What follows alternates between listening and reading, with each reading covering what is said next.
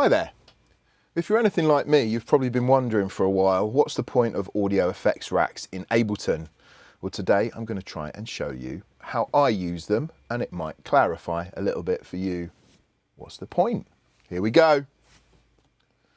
So, in Ableton here, I've got an audio channel, and I've got an audio file on here, which is Jungle Breaks. Have a look in the description below the video, and there should be a link there for you to access it.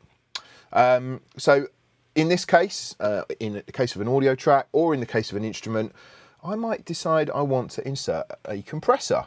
Now in this case, I'm going to use a Pwig Child from Waves on this. And when I look at my plugin here, I can't see wet dry. There's no wet dry control. So this is quite common, to be fair, on a lot of modern processors, and particularly within the Ableton toolkit. You've got the ability to do a wet dry balance. Pwig Child not so much. So I like the sound of the Pwig Child. Nice and pumpy on the drums, gives it a certain feel. But I actually want to balance a little bit and use parallel compression, balance wet and dry together. Now I could insert the plugin on an aux channel and then send some of the unprocessed to that, but it's a little bit clunky. You can't move the aux channels around in the channel arrangement within Ableton, so I'm going to try and keep it within the channel itself. So one way that I can achieve that is using groups or audio effects racks. So by right clicking in the plugin header here and selecting group, or by using Command G on the keyboard on a Mac, I can group this together. Now there'll be a PC shortcut, probably Command G, I think, Control G. So we can expand this chain by using the Show Hide Chain List button here, when my mouse is hovered. And what I can see is that this plugin, this compressor, has been inserted in a chain. Now, first use for audio effects racks is if I want to build up a chain of, I don't know, EQ, compression, some kind of effect like phaser and maybe a reverb, and I use those regularly, those same plugins in the same configuration. I could put those in line within an audio effects rack, and it creates a signal chain which I can then save as a preset. So I can rename this as my parallel compression Pwig, for example, and I can save that, and that will store that in my user library presets, which so I can come back to that later. That's the first use of audio effects racks. Now, if I can rename this chain, and this chain is going to be called processed because it's the 100% processed signal. What I can also do is I can create another chain underneath it by right clicking, create chain, and I'm going to name this one unprocessed. You can use your own terminology. You might decide wet and dry is something that you use more. Personally, I like these terms. So what this allows us to do now is to activate or deactivate these different chains. You can see that when I select the unprocessed, there's no audio effects here. So hit play. That's just the unprocessed sound, and that's just the processed sound. Okay, so what I'm going to do next is listen to, I'm going to just attenuate the unprocessed by 3 dB, and then I'm going to fade down the processed using the level control here of that chain, and I'm just going to fade it in.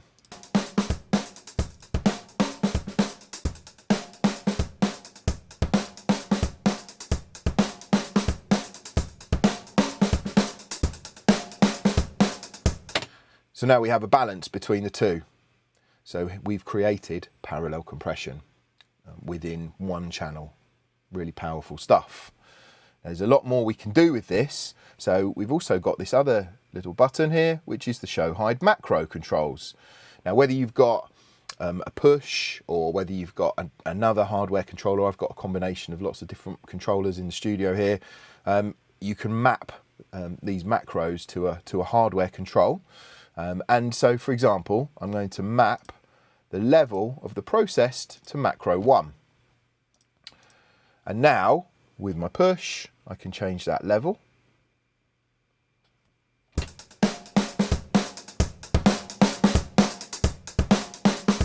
So I can take my eyes off the screen and I can really listen for the sweet spot of the balance between those two plugins, the plugin, the processed and the unprocessed version.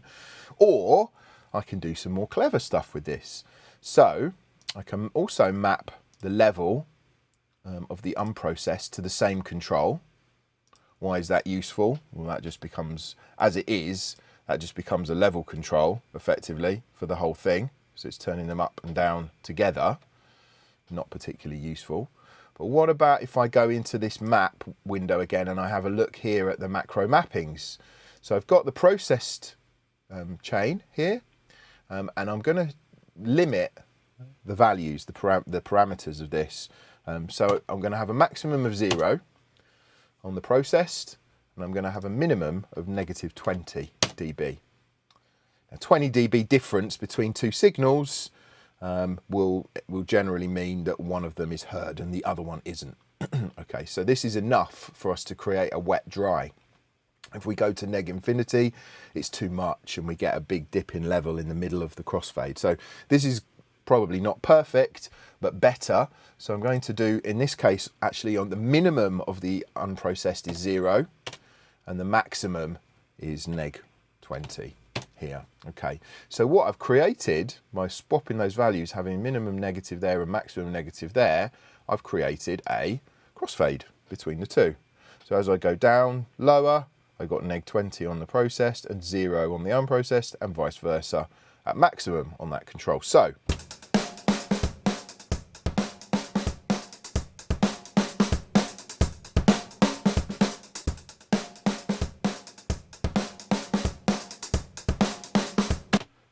nice crossfade, dry wet control made. And of course, yeah, I can store that preset and I can call that the macro version, something like that. That's with a macro enabled. That's generally how I would do that. So yeah, that's situation 1 for audio effects tracks. Of course, now you've balanced your chain and you've decided on your sweet spot.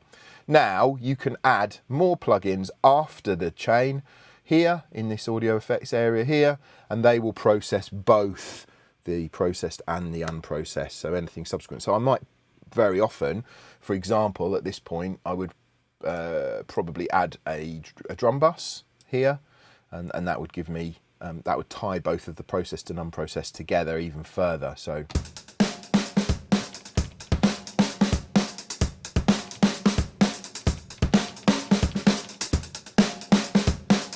then I can go back and change the chain volume.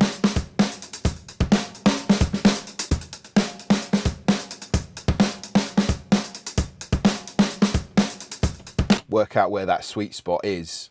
Now, as I mentioned, the Ableton plugins tend to have a dry wet control, and this is effectively what we've built here already with but the Puig 12 doesn't have one. So hopefully that's useful.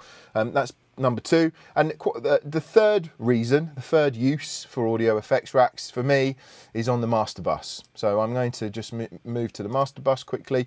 I'm going to put in a regular processing chain, something which most people would use. So I'm going to put an EQ in. I tend to mix a little bit dull. I mean, it might be for you that it's the other way around. So I often find I've got a little HF lift. And this is something which I might take off before I send the track to mastering, or I might leave it on, depending on how I'm feeling or how I think the track's going to be mastered. So there's going to be usually a little bit of an EQ lift after I've started mixing, once I start trying to align my tonality of my track to the references that I'm listening to, so the other people's tracks that I'm trying to make my track sound like, which will be in my session. I'll show you some tips on that at some point in the future as well. And then often there's a limiter as well to simulate the mastering process, which I will take off, definitely take off at the end of the session or before I bounce the pre-master. I'm just going to get it so that limiter's just tickling, so it's just doing something, just tickling that drum mix. And then I'm going to wrap up these two into a new audio effects rack, and I'm going to have a little look at this. And here we can see those two are together. So as I described earlier, and this could be any number of plugins in line here within this chain. So this one, I'm going to call this one Master On. And I'm going to add another chain which is called Master Off. Okay, which has got nothing in it. Now, we obviously don't want those playing at the same time. We don't want a dry-wet control in the same way that we created before. But what we have here is the chain selector. And this, when we enable it, brings up this 0 to 127 values with these little dots. Now, these dots, if you want to, can be expanded, so they cover a wider range. It's much like the zones on a sampler, if you're used to programming an old-school sampler. How many of the keys on the keyboard play that particular sound, that particular sample. Well, in this case, it's how much of the selector, as we drag it left and right, will select that plugin chain. So I'm going to just drag here my Master Off to position 1. And it could be the other way around, 0 and 1, whichever you prefer to do. So now 0 and 1 on this selector will select between those different chains. I can assign that to a macro. So if I map chain selector to a macro, then I can now use my selector here on my push, this knob, to select the different chains. Now, this is not particularly useful because we're only using 0 and 1, and I have to be very fine if I want to select that. I have to be very precise. Whereas, if we go back to the mapping window again, you've probably guessed already, we can make the maximum here 1. And what that means is that we turn that mapping off, and now anything up to 12 o'clock will select 0, and anything above 12 o'clock will select 1. Now, quite often, what I'll do here is I'll have I've got a little, an extra controller here, which you probably can see. I've got a Korg Nano control, yeah, just here. And what I'll do is I'll assign one knob here to that particular macro. In my MIDI mapping here, you can see my Nano control. It's not assigned to control any track information, so nothing moving any of these knobs. It doesn't matter what MIDI CC they're assigned to, they won't control or change anything of a synth which has the MIDI input selected currently in Ableton, because they're not assigned to the track. But they are assigned as a remote. It is assigned as a remote. And what that means is that I can just use this control strictly for things like changing this chain selector. And it doesn't matter where my push is, which page my push is controlling. This will always switch between those two chains. And they're mastering on, mastering off. So that's the other way that I would use effects racks very commonly in Ableton. And yeah, so hopefully that's been really useful. Quite quick and succinct, hopefully, and just a quick, easy way for you to get involved in effects racks. So please, if you like what we've done, subscribe to the YouTube channel. Also head over to the link in the description to the website and put in your email address into the newsletter form there, and we'll keep you up to date with new tutorials, freebies, and also on my artist activity under my various different artist names as well. So if you're interested in that, please sign up. See you next time. Peace.